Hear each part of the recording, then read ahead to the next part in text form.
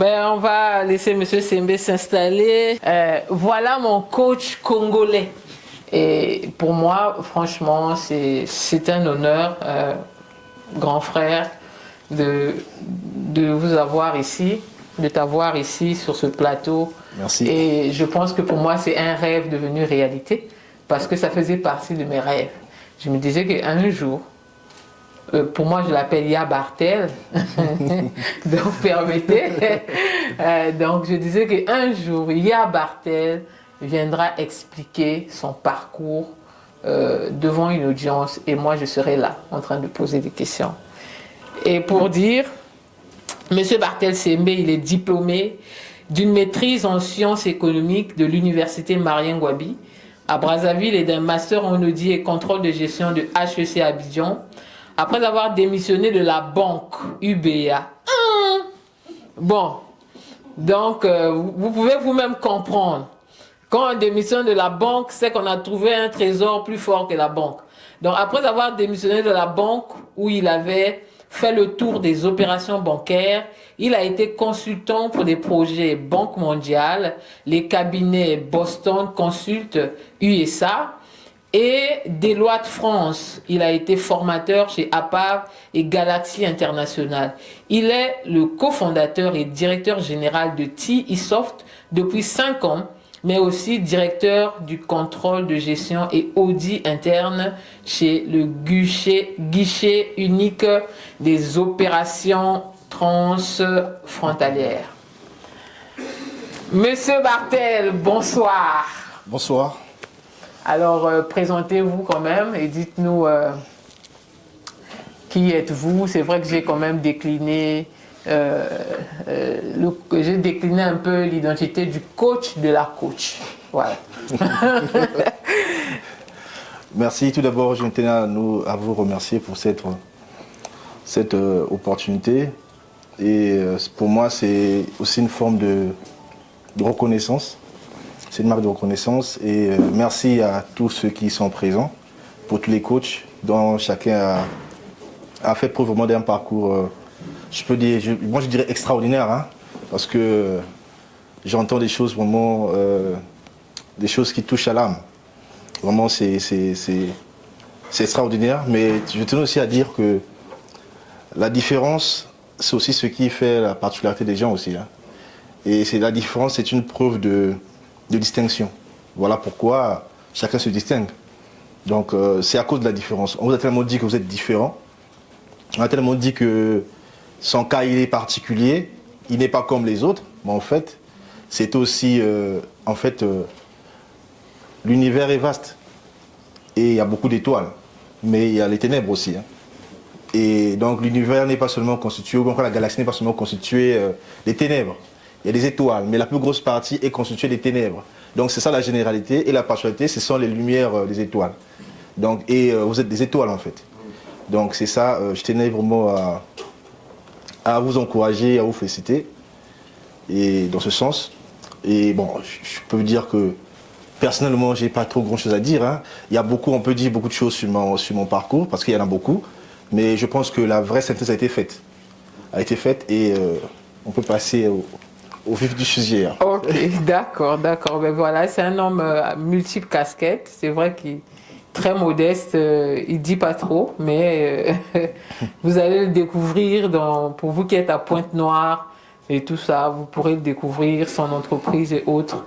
Un monsieur très modeste, mais qui fait de grandes réalisations. Alors, monsieur Bartel, vous êtes entrepreneur, hein, comme c'est ici le sujet.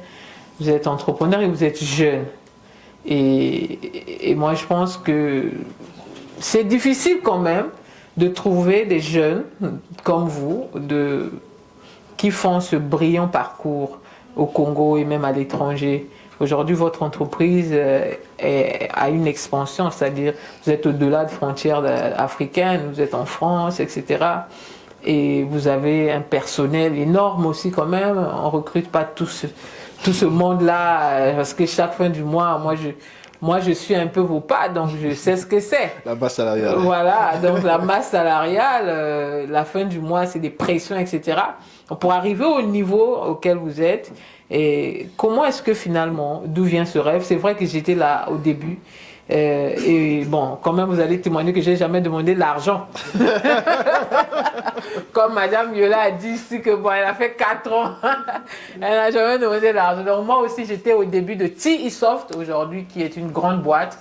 Mais bon, il sait que j'ai jamais demandé l'argent. Mais bon, c'est pour dire que comment est-ce que finalement, d'où vient ce rêve? Je sais que ça commence, vous êtes encore étudiant même, et vous n'avez pas de moyens, vous n'avez rien pour être entrepreneur dans le domaine dans lequel vous êtes. Moi, je pense que quand même, dites-nous un peu c'est quoi les technologies, qu'est-ce que vous faites en réalité à TE-Soft? Merci pour la question. En fait, c'est une question double, hein. Il y a la partie parcours et la partie activité. Bon, je voudrais commencer d'abord par l'activité et après je vais revenir sur l'aspect parcours. L'activité, nous sommes dans le développement logiciel, l'intégration des systèmes d'information, la formation et le consulting, spécifiquement dans le cas de tout ce qui est projet, cahier de charge, études de faisabilité, donc tout ce qui est vraiment études techniques approfondies.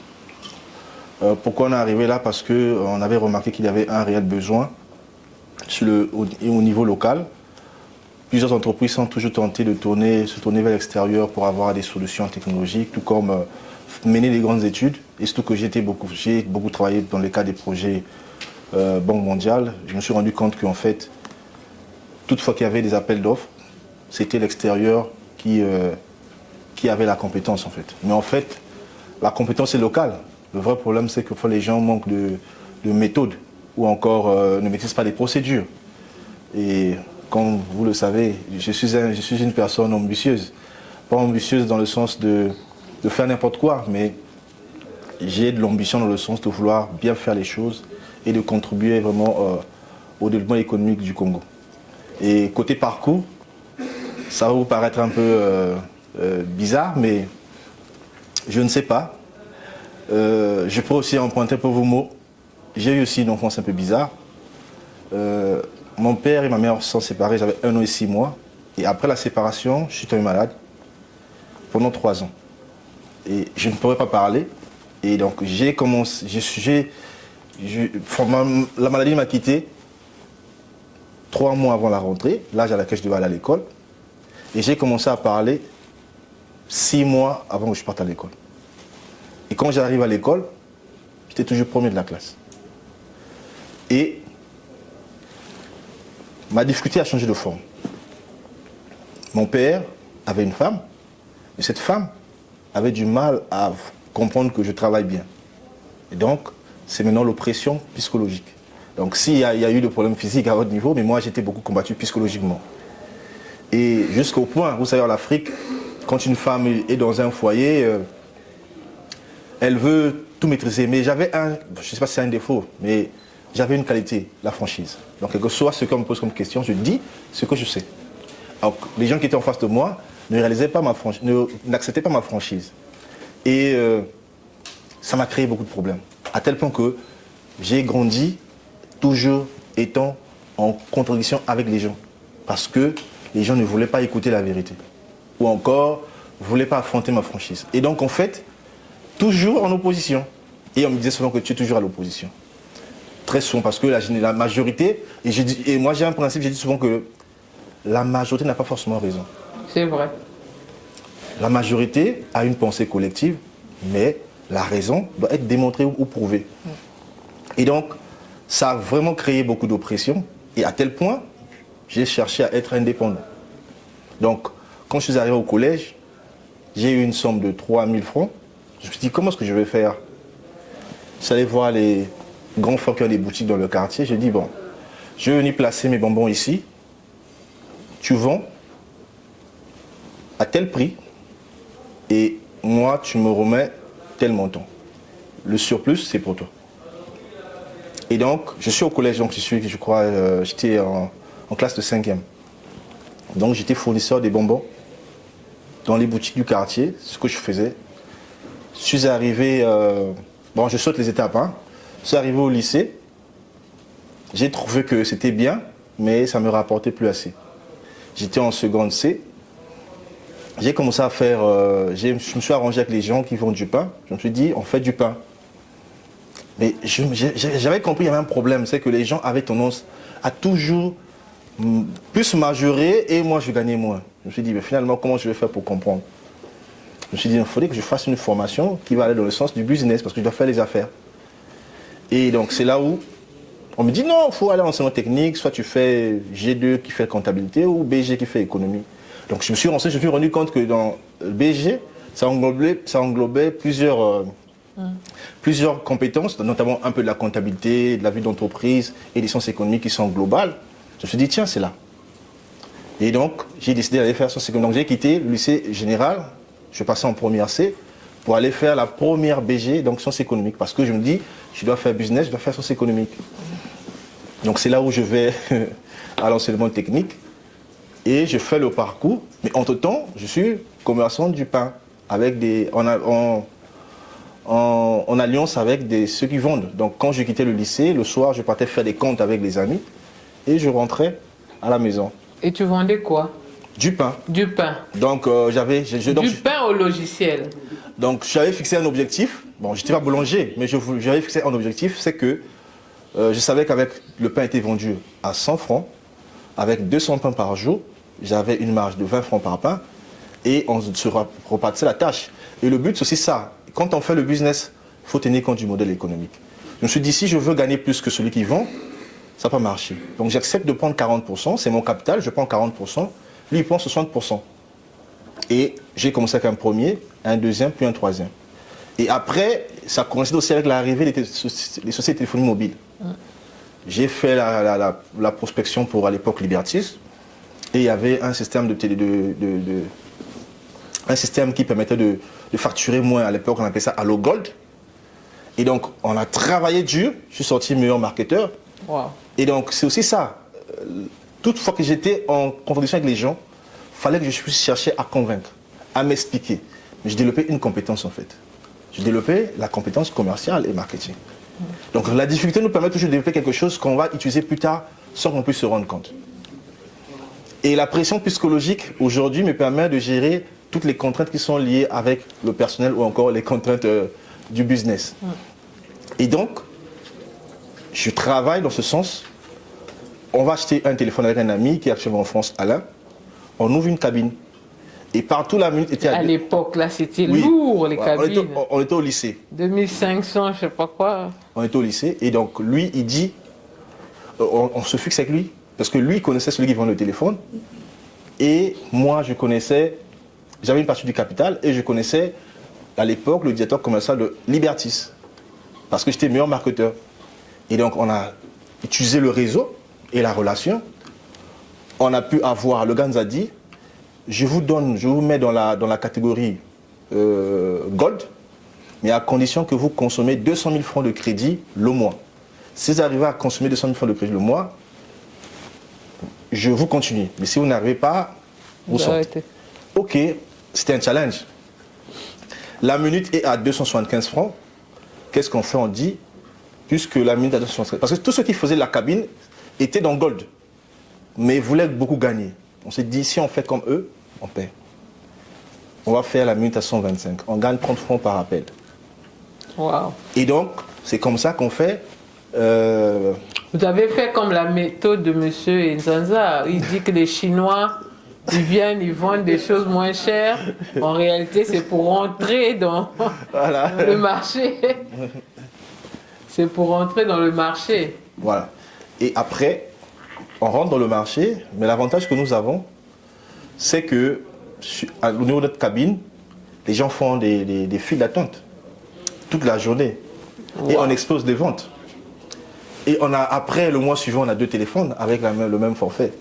Et je vous parle pour information, c'est même ce qui est permis à mon collègue, quand on a eu le bac, d'aller en France. D'aller d'abord au Maroc, et il a payé sa première année d'études. Donc vous pouvez imaginer ce qu'on avait gagné. Donc voilà un peu, arriver à l'université, mais connaissons aussi... Donc ça c'est de la stratégie, monsieur Nzanza. Voilà. Et donc les entrepreneurs, j'espère que vous êtes en train de prendre en même temps. Mais c'est tout ça le coaching, hein. La stratégie aussi se présente là. Et c'est ce qui nous a permis, tu te rappelles bien au début de T-Soft, on a commencé à ne pas faire, ne faisant pas de marge, mais pour entrer dans le marché. Donc on n'a pas vu aux marges, mais on a vu d'abord à notre notoriété, à notre image. Et voilà, je peux m'arrêter là. Waouh. Waouh. Alors, Monsieur Sembe, beaucoup de gens m'appellent, me disent, coach, j'ai un projet, il me manque 2 millions, il me manque 5 millions. Il y en a même qui ont des projets qui coûtent 50 millions. Quand tu lui demandes, mais toi-même, tu as combien? La question, c'est que la plupart, ils attendent à ce que leur capital quitte des poches des gens. Non, soyons sérieux. Ici, j'ai devant moi un entrepreneur qui a vendu des bonbons, qui a vendu du pain, et aujourd'hui qui a une entreprise de grande valeur en millions. Donc, est-ce que, Monsieur Sembe, est-ce que finalement, quand on est entrepreneur, quand on a un rêve, on n'a pas le capital, on fait quoi? On attend le capital ou parce que comme bon, je suis diplômé, je suis juriste, on m'a vu, vous savez, en costume, par-ci, par-là, j'ai un master, je sais pas, doctorat.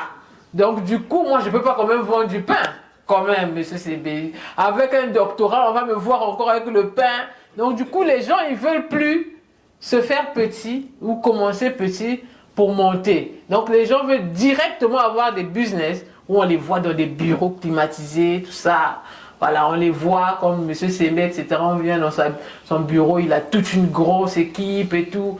Finalement, quand on est entrepreneur, ou on a peut-être raté les débuts, on a commencé par des gros diplômes. Mais est-ce que finalement, ces diplômes-là ne créent pas en nous un complexe pour ne pas commencer petit? Parce que quelqu'un qui a un doctorat ne va pas quand même vendre les bonbons. Bien que le doctorat, en fait, il est au chômage.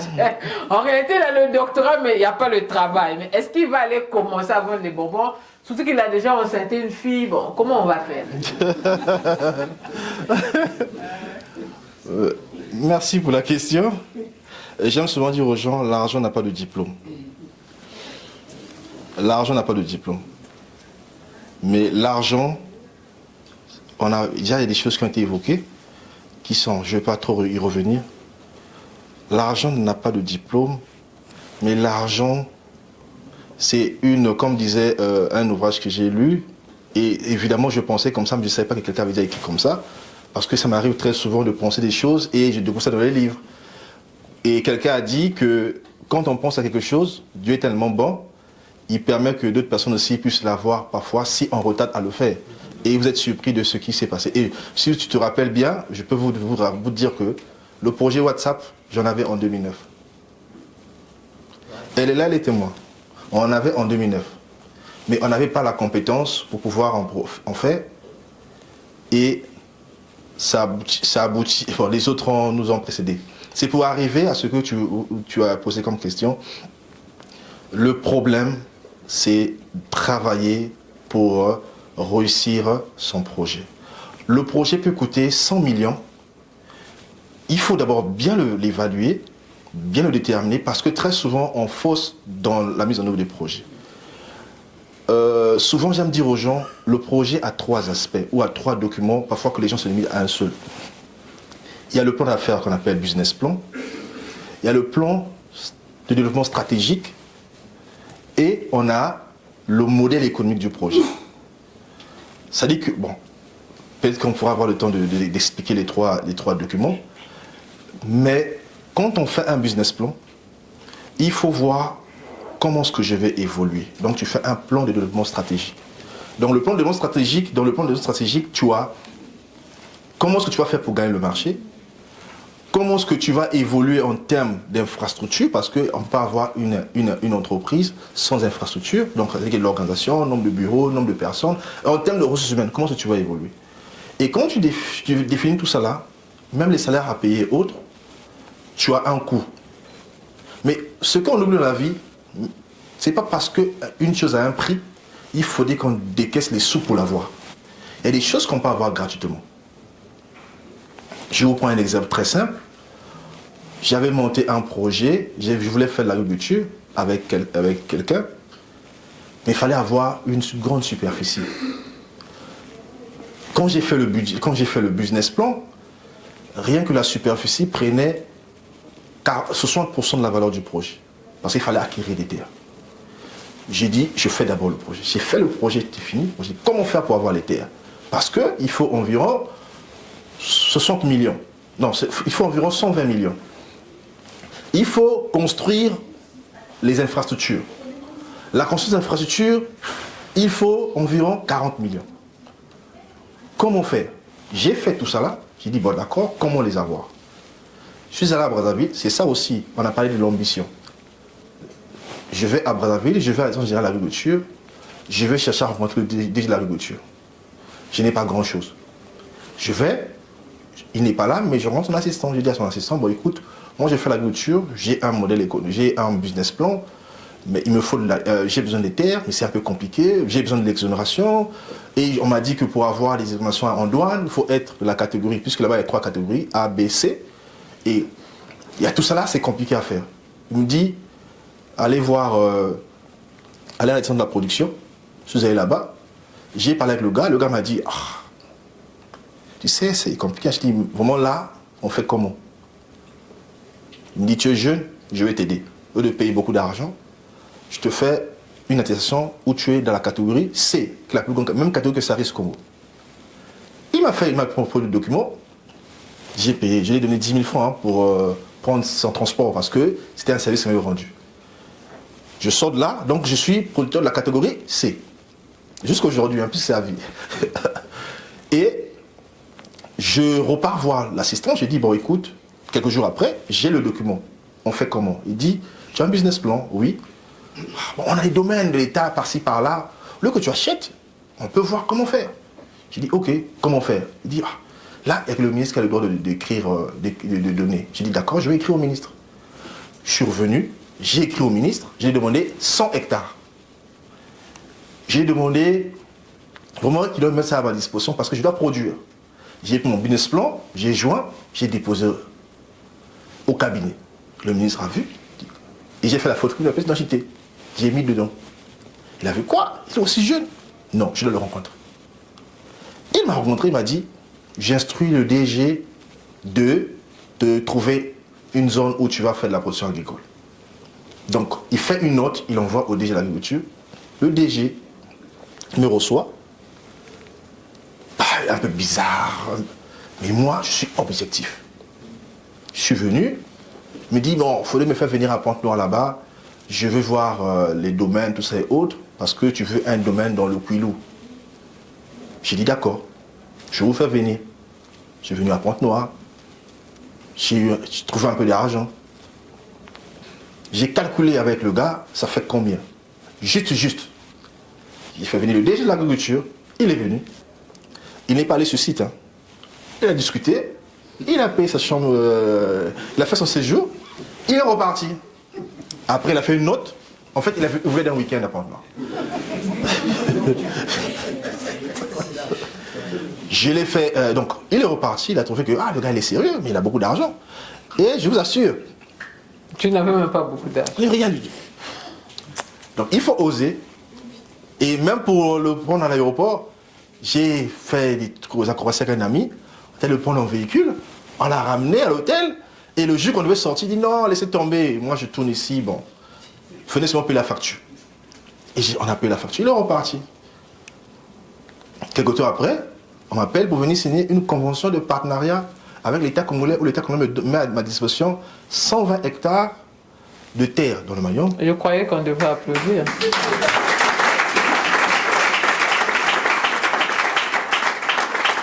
Et la valeur du patrimoine, il y a 11 bâtiments et la valeur du patrimoine est de 750 millions. Mais j'ai dépensé que le billet d'avion du DG aller-retour. Voilà quelqu'un qui a aperçu le milliard. Aperçu.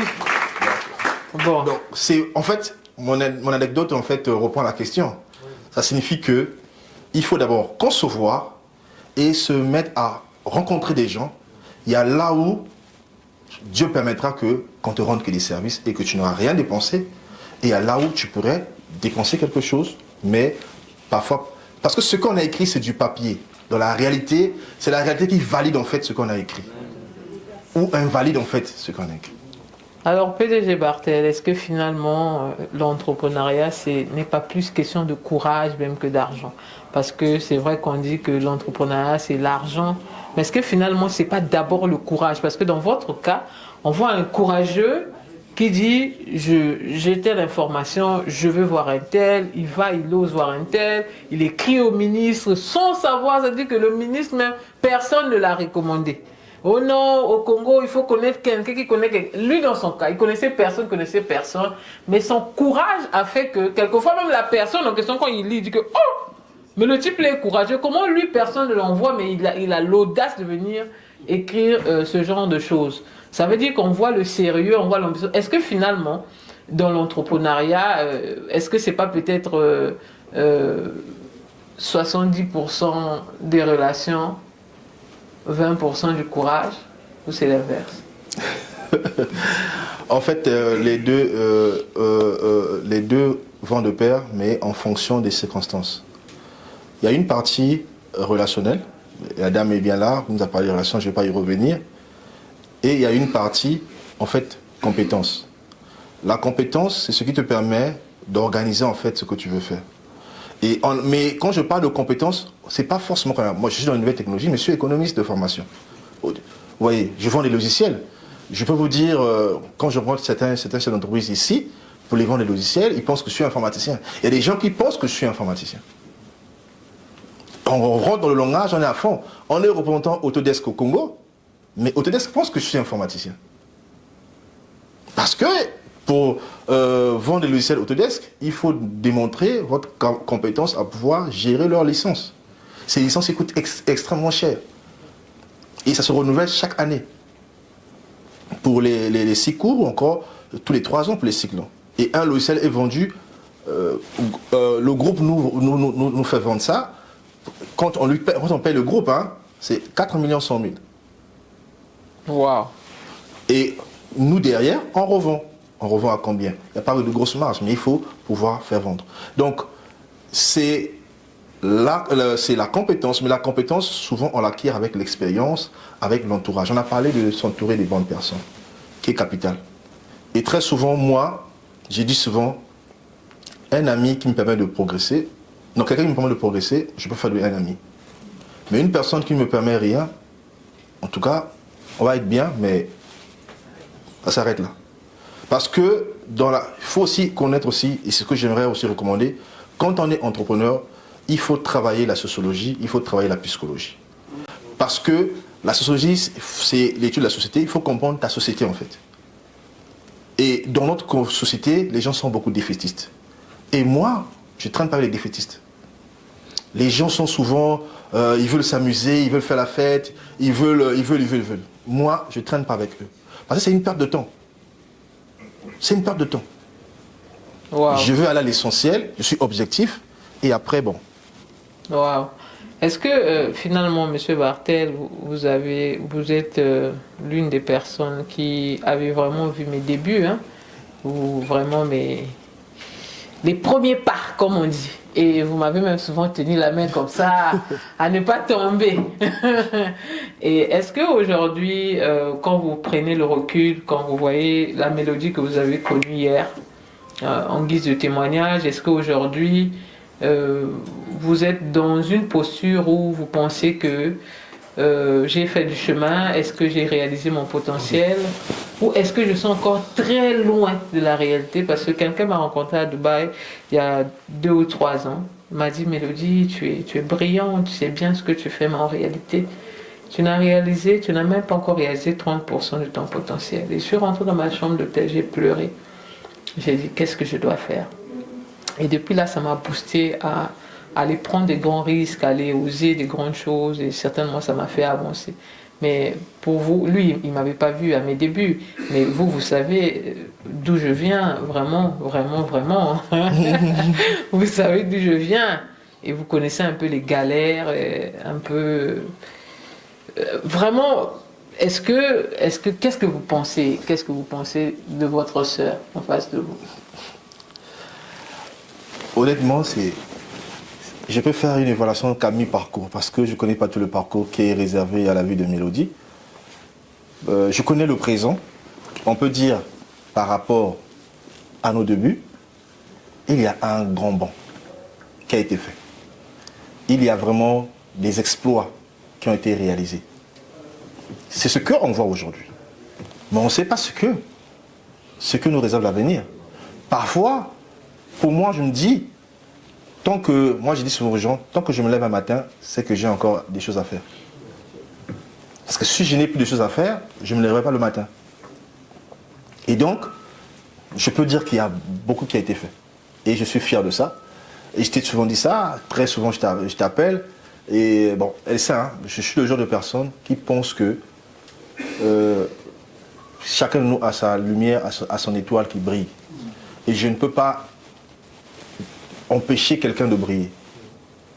Parce que c'est sa destinée.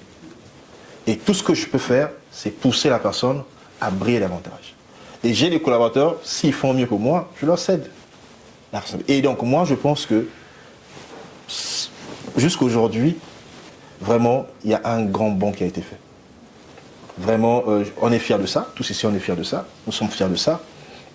Mais je ne sais pas où est-ce que la vie va nous emmener. Et je pense qu'il faut avoir des ambitions plus que son présent, en fait. Tu es là où tu es aujourd'hui, mais rêve encore plus grand. Rêve encore...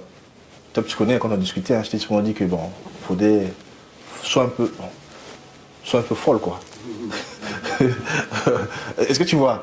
Et c'est ça qui va nous permettre vraiment d'exploser et d'atteindre vraiment avoir une portée plus importante que celle d'aujourd'hui. Parce que finalement, ici dans la salle, j'ai rencontré des gens qui me disent, coach, je vous ai découvert sur TikTok, je vous suis à la télévision, ce que vous faites, etc.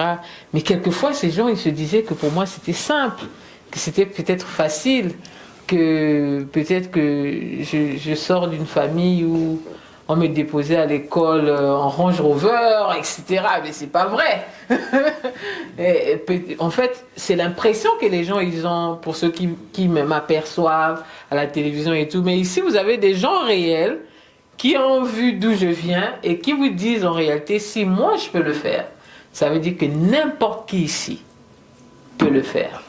J'allais dire quelque chose, en fait. Quand tu parles de ça, je me souviens un peu quand tu rédigeais ton premier ouvrage et quand tu discutais avec le milliardaire de la RDC, comment ça s'appelle, Moïse Katumbi. Moïse Katumbi.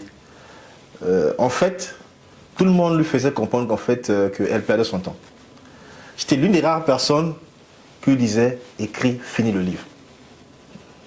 Et je lui avais dit, on a travaillé ensemble, tu as un grand potentiel. Fais, c'est-à-dire que libère tes rêves en fait, explose.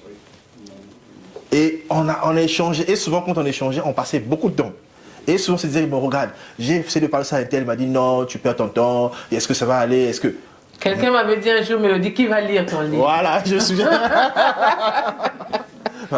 Fallait l'encourager. Elle dit, mais tu es en train d'écrire quoi? Que tu as écrit un livre? Mais qui va lire ton livre? Bon, mais aujourd'hui, rendez-vous avec la destinée de votre rendez-vous dans la tempête, on a plus de 3 millions de ventes déjà en quelques mois que le livre est sorti. Donc les gens lisent le livre. Là, le livre est en train d'être traduit en anglais, déjà traduit en anglais. Ça va bientôt paraître sur Amazon. On a la version espagnole. On a la tournée mondiale du livre qui arrive. Nous sommes attendus au Venezuela, au Guatemala, au Mexique. Donc en tout cas, ce n'est même pas seulement des Congolais qui lisent, mais des gens, quelqu'un au Venezuela, un directeur de chaîne de radio et télévision m'a dit, Mélodie, on a lu la version espagnole de ton livre, incroyable, nous on t'attend. C'est parce qu'il y avait des élections et tout, je leur ai demandé d'attendre. Sinon, c'est pour dire que je reviens à tes encouragements. Est-ce que quand j'écrivais, est-ce que moi je pouvais imaginer qu'un jour, un Espagnol pouvait lire mon livre? Ou un anglais, quelqu'un en anglais.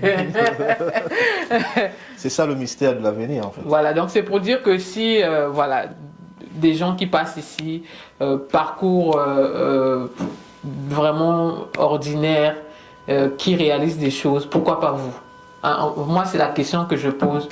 Si moi j'ai pu le faire, de très bas d'où je viens, de rien du tout, mais si je fais ce que je fais aujourd'hui, je fais le tour du monde, Et d'ailleurs, ça a toujours été mon rêve, lui sait, hein.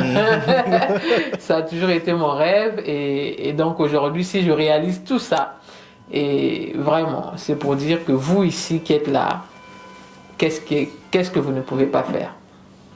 Je pourrais dire quelque chose. En fait, ce que j'allais dire aussi sur... Pour clôturer. Oui, c'était aussi pour parler de tout ce que tu as eu à mettre en œuvre pour arriver là. J'ai vu les débuts, mais c'est aussi mon expérience aussi, de façon générale, pour réussir. Je vous assure, on ne peut pas réussir sans discipline. Très souvent, les Africains en général, les Congolais en particulier, ne sont pas disciplinés. On veut avoir un gros salaire ou encore avoir un gros chiffre d'affaires, mais tout en ne faisant rien, on va s'amuser. C'est pas possible. On prend l'argent de la caisse de l'entreprise. Voilà. Et donc la discipline, quand je parle, il y a tout ça là. Donc faire la séparation entre la personne morale et la personne physique que vous êtes. J'ai accompagné des entreprises où l'entreprise se fait payer dans le compte du propriétaire. Quel est le chiffre d'affaires de l'entreprise? Ça c'est le premier point. Deuxième point, bon, ça va vous faire un peu mal, hein, mais c'est la vérité. Quand vous lancez un business, évitez de travailler avec les parents sans pourtant avoir évalué leurs compétences ou encore leur résilience. Erreur numéro 1. Il faut l'éviter. Ce sont les personnes qui vont faire tomber votre business. Parce que, les émotions. Dans la tradition africaine, surtout bantou, les gens ont l'impression que la relation familiale prime dans les affaires.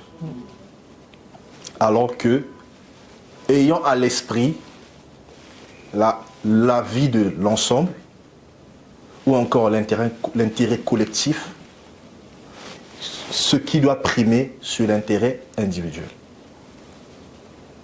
Si j'ai mon frère qui est avec moi et qui veut casser la boîte, je préfère le virer. Je vous le dis, hein, ça vous fait mal. Mais je préfère le virer que de mettre la vie de plusieurs en danger parce qu'ils sont des chefs de famille. Les gens il y a des gens qui se lèvent chaque matin qui comptent sur ça. Et je ne vais pas prioriser ma relation avec mon frère ou ma soeur, ma tante, pour détruire au détriment de la vie des autres. Je vous assure, ne faisons pas ça. J'ai la même perception. De toute façon, c'est normal, je suis coaché par le coach. Troisième point, faites preuve de beaucoup d'humilité. Parce que il y a certains clients ou certains partenaires, pour travailler avec vous, ils veulent avoir le sentiment que c'est eux qui commandent. Mais tant que tu me payes, tu peux me dire ce que tu veux. Moi, derrière, j'ai ce que j'attends. Parce que dans mon attente, c'est mon chiffre d'affaires. Et donc, on revient sur la psychologie qui a été sapée dans mon enfance, mais qui m'a permis de ne pas voir à ce que les gens disent, ce que les gens pensent. Parce que même les amis, même notre entourage, parfois deviennent nos premiers ennemis quand on lance un business. Wow. Mesdames et messieurs, monsieur Bartel Sembé, on va le raccompagner. Merci beaucoup. Merci.